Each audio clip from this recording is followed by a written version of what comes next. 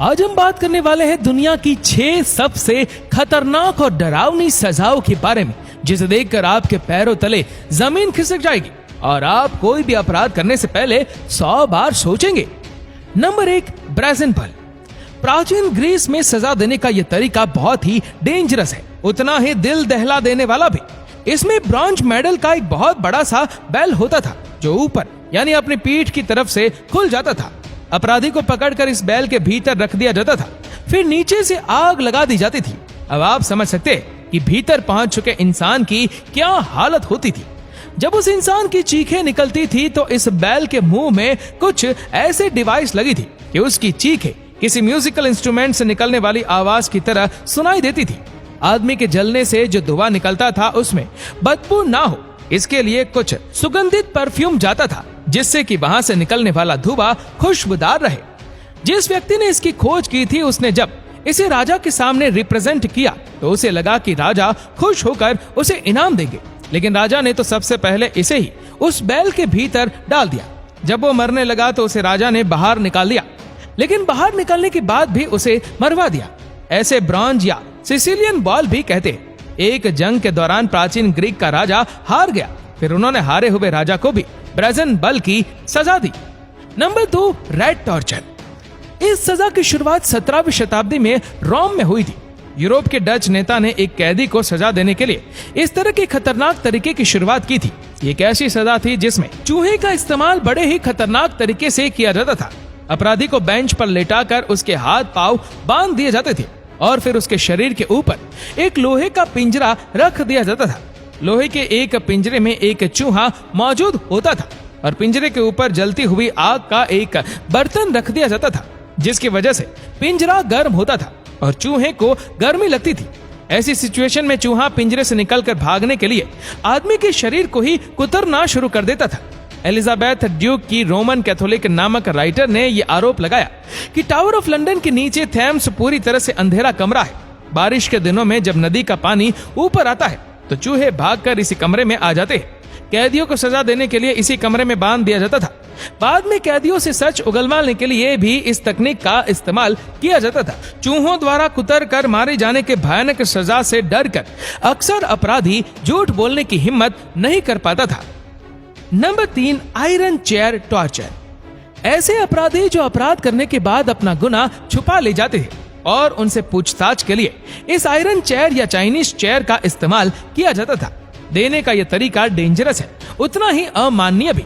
ये एक ऐसी कुर्सी थी जिसमें बैठने के साथ साथ पीछे टिक कर बैठ जाने की बीच वाली जगह हाथ रखने की जगह पर नुकीले लॉक वाली पीतल की कीलें लगी थी, जिनका साइज छोटा और बड़ा रखा गया था। जब किसी व्यक्ति को पूछताछ के लिए गिरफ्तार करके लाया जाता था तो उसे इसी चेयर पर बैठा दिया जाता था। इसके बाद नीचे से आग लगा दी जाती, खिले गर्म होती और उस आदमी के शरीर को पकाना शुरू कर देती। उसे तब तक बैठा कर रखते थे जब तक कि वो सच्चाई ना बता दे। अगर वह व्यक्ति निर्दोष होता था तो उसे छोड़ भी दिया जाता था।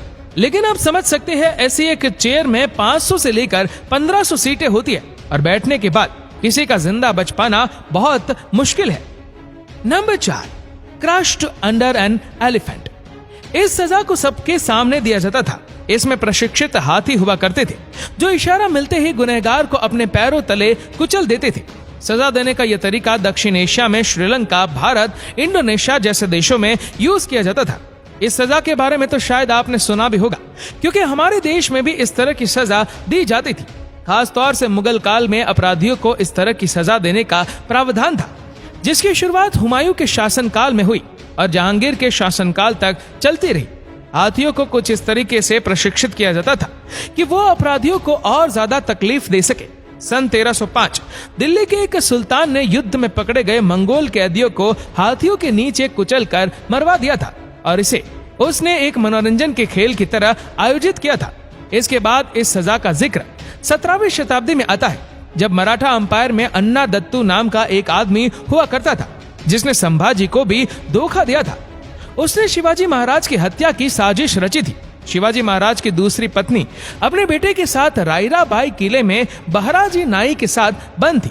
ये जानकारी संभाजी महाराज से छुपाई गई थी। बाद में जब बात सामने आई तो दत्तू ने इस बात की सारी जवाबदेही संभाजी महाराज पर ही डाल दी। बार बार इस तरह की घटनाओं के सामने आने के बाद संभाजी महाराज ने अन्नादत्तु को हाथी के नीचे कुचलकर मार देने का आदेश दिया। धरती पर पाए जाने वाले सभी प्राणियों में हाथी ही सबसे ज्यादा भारी भरकम और ताकतवर होता है। इसे अपने साथ रखना तो स्टेटस सिंबल की तरह लिया जाता है। राजा महाराजा अक्सर हाथियों को इसी भाव से पालते थे। Number 5, milk and honey scaphism. दोस्तों, इस सजा पर्शियन अंपायर में 5वीं शताब्दी में दी जाती थी। इस सजा में एक नाव में अपराधी को लेटा दिया जाता था और उसके ऊपर से दूसरी नाव ढक दी जाती थी। अपराधी का सिर बाहर होता था, इसी के साथ ही उसके दोनों हाथ पांव भी बाहर होते थे और ऊपर वाली नाव अपराधी के ऊपर रख दी जाती थी। ऐसा इसलिए किया जा रहा था कि अपराधी निकलकर भाग ना जाए। उसे सूरज की रोशनी में रखा जाता था। इसके बाद अपराधी के शरीर के ऊपर शहद और दूध मिलाकर गिराया जाता था, जिससे उसके शरीर पर मिठास चिपक जाती थी और साथ ही उसे शहद और दूध भी पिलाया जाता था, जिसकी वजह से उसके शरीर से मिठास की गंध फैलने लगती है और कीड़े मकोड़े उसकी तरफ अट्रैक्ट होते हैं। ये मक्खियां, कीड़े मकोड़े और चूहे गुनहगार को घेर कर उसके शरीर को खाना शुरू कर देते हैं। इस तरह उस व्यक्ति को कई हफ्तों तक दूध और शहद का घोल पिलाकर जिंदा रखा जाता था। इस सजा के बारे में आज से 950 साल पुराने एक किताब प्लूटोथ लाइफ ऑफ आर्थाजेट्स में मिलता है। मिथ्रेडिस को भी ये सजा मिली और वो इस तरह के दौरान 17 दिनों तक सरवाइव कर पाया और आखिरकार उसकी मौत हो गई। उसकी मौत ब्लड में पॉइजन आ जाने से बताई गई। उसके ब्लड में ये पॉइजन कीड़ों की वजह से आया था। पर्शियन अंपायर ने इस सजा की शुरुआत की थी, लेकिन उसके बाद से बहुत से राजाओं ने अपने स्टेट में इस तरह की सजा को लागू किया। अंपायर का एडमिनिस्ट्रेशन लगभग 220 सालों तक चलता रहा और इस दौरान हजारों लोगों को यह सजा दी गई। नंबर 6, लिंची। सजा देने का यह तरीका चीन में इस्तेमाल किया जाता था। इसमें अपराधी के शरीर को हजारों बार अलग अलग जगहों पर काटा जाता था, लेकिन उसके शरीर पर यह कट ऊपरी तौर पर लगाए जाते थे। लिंची शब्द 3री शताब्दी के एक किताब जूल्से के 28वें चैप्टर के एक लाइन में इस्तेमाल किया गया। 3 चरणों में दी जाने वाली इस सजा के पहले चरण में गुनहगार को एक सार्वजनिक स्थान पर बांध दिया गया, जिससे कि सभी लोग इसे देख सके। इसके बाद एक धारदार चाकू से उसके शरीर पर धीरे धीरे कट लगाया जाता था। चाइनीज लोगों का मानना था कि गुनहगार को इस तरह टुकड़ों में सजा देने से उसकी आत्मा कम मरने के बाद भी संपूर्ण नहीं होती। कई बार इस सजा को 3 दिनों तक दिया जाता था। इसमें गुनहगार के शरीर पर 3000 से ज्यादा कट लगाए जाते थे और उसके शरीर के अंगों को धीरे धीरे निकाल लिया जाता था। बाद में गुनहगार के शरीर के अंगों को दवाई के रूप में बेचा जाता था। यदि गुनहगार के परिवार पैसा वाला हुआ तो वो घूस देकर अपराधी को एक ही बार में मरवा देता था। लिंची को पहली बार सन 1890 में कैमरे में रिकॉर्ड किया गया और ये काम विलियम और 3rd कर्टिस ने किया था। हालांकि चीन की सरकार ने 1950 में इस सजा पर बैन लगा दिया था, लेकिन इसके बावजूद समाचार पत्र द टाइम्स के एक खबर में 9 दिसंबर साल 1927 में चीन के वंचो शहर में इस सजा को देने का जिक्र आता है।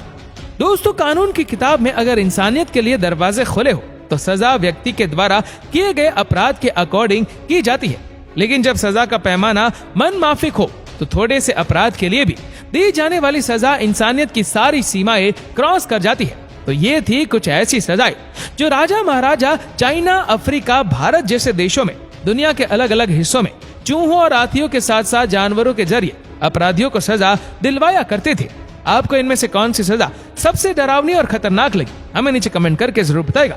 और इस वीडियो को आप अपने तक सीमित ना रखें, जितना हो सके इस वीडियो को शेयर करें फेसबुक पर, व्हाट्सएप पर, यूट्यूब पर। और ऐसे ही और भी इंटरेस्टिंग वीडियोस को यूट्यूब पर देखने के लिए नीचे कमेंट सेक्शन में लिंक दी गई है, जिसके ऊपर क्लिक करके हमारी चैनल को आप सब्सक्राइब करें और बेल आइकन दबाएं, ताकि हमारे हर लेटेस्ट वीडियो की अपडेट्स आपको मिलती रहे सबसे पहले। और आप हमारे फेसबुक पेज को फॉलो करना मत भूलना। धन्यवाद।